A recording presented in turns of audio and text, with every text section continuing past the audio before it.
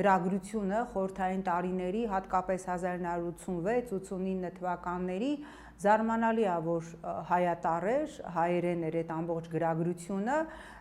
բրավո հայերենին, որ KGB-ն իր գրագրությունը անում էր հայերեն, բայց եթե տեսականորեն անգամ ընդունենք, որ Եզրաս Սրբազանը հավաքագրված է եղել KGB-ի կողմից, բայց ով է ասել, որ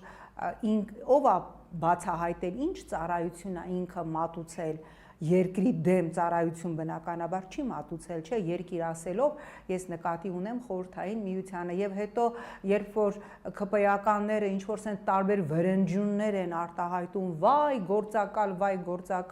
բա Արարատ Միրզոյանը Նիկոլի ամենամերձավոր թիմակիցը Արարատ Միրզոյանը ինքը ընդունել է, որ այո, ինքը հավաքագրված է եղել ԱԱԾ-ի կողմից եւ ըստ իրեն շրջապատի ինքը օգուտ է տվել Հայաստանի Հանրապետությանը, այդ ինչի եք մտածում, որ Եզրաս Սրբազանը տեսականորեն եթե ընդունենք, որ այդ հավաքագրումը եւ այդ թուղթը հայերենով գրված ճիշտ է, ինչ գիտեք, թե ինչ գործառույթ է իրականացրել, օգուտ է տվել, թե վնաս է տվել, Շտիրլիցը մեռանք մեր ամբողջ մանկության ընթացքում այդ ֆիլմը նայելով, մեր ամենասիրած հետախույզներ ըստ էության գործակալ, հիմա ինչ,